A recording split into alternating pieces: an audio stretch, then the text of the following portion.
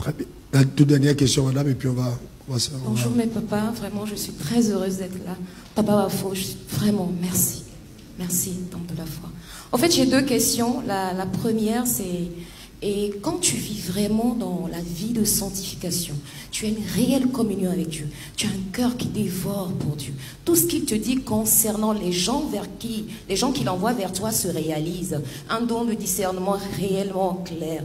Et certaines prophéties de Dieu dans ta propre vie qui semblent stagner. Qu'est-ce qui se passe? Ça remet moi-même ma propre relation avec Dieu un point d'interrogation. Je me demande, est-ce que je suis vraie ou est-ce que je suis menteuse au fait?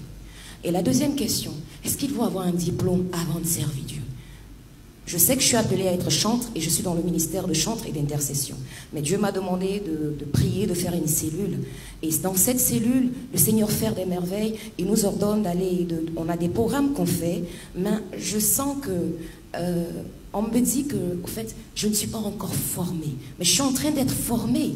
Et je me dis, quand je lis la Bible, je vois que le Seigneur, il appelle, il y a un zèle, il y a un feu, tu commences et la formation vient, le temps de la formation vient. Mais des fois, quand on me dit, c'est comme si j'ai l'impression que je dois tout abandonner.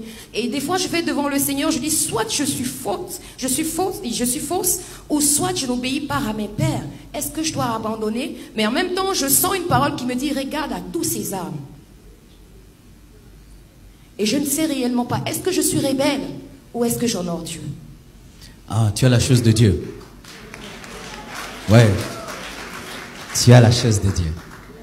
Ouais, ça tu l'as. Ouais, tu as l'onction de Dieu, tu as la grâce de Dieu.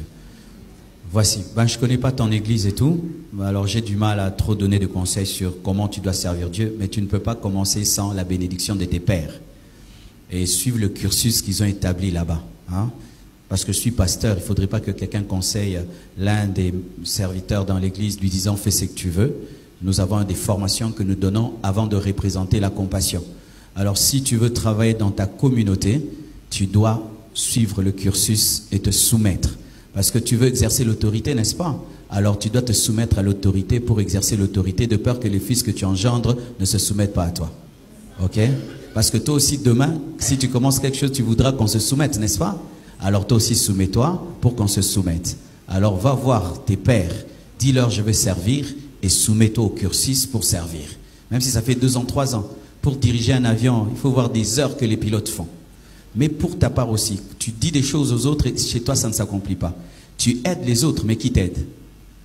C'est un problème parce qu'il se peut que tu donnes de l'aide, mais tu n'acceptes pas l'aide. Le médecin ne s'opère pas lui-même.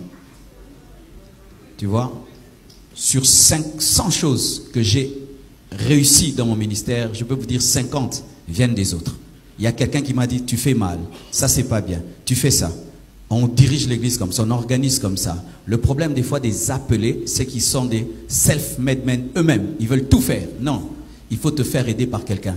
Tu es Joseph? Oui. Même si dans la prophétie, on n'a pas parlé de les chansons, tu as besoin de lui pour qu'il te sorte de la prison. Tu as besoin de quelqu'un.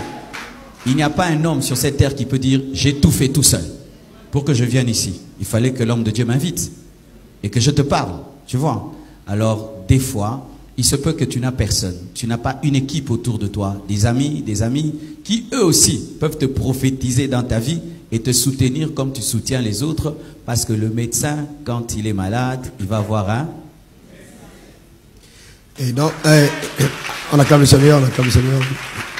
Et donc, pour terminer par rapport aux jeunes serviteurs de Dieu, le problème que nous avons en Côte d'Ivoire, en particulier et en Afrique francophone en général, c'est que beaucoup de personnes qui reçoivent l'appel ne veulent pas respecter le processus d'être soumis à une autorité et d'avoir le temps justement de servir sous la grâce d'un homme que Dieu a appelé, un homme que Dieu a oint et se soumettre pendant ce temps. On veut l'exposition publique, mais on n'est pas prêt à être des serviteurs, à servir simplement, à être là sous la grâce. Donc tout le monde veut, j'ai mon église, je suis bishop, je suis révérend, je suis apôtre, je suis prophète, mais en fait on n'a même jamais été un véritable fidèle membre d'une communauté vivant dans la vie de discipline. Pas le véritable problème. Et sur 100 jeunes serviteurs de Dieu aujourd'hui, le problème se trouve là. Les gens ne sont pas prêts justement à payer ce prix. On a transformé le ministère comme étant un truc de starmania. On veut absolument être une star.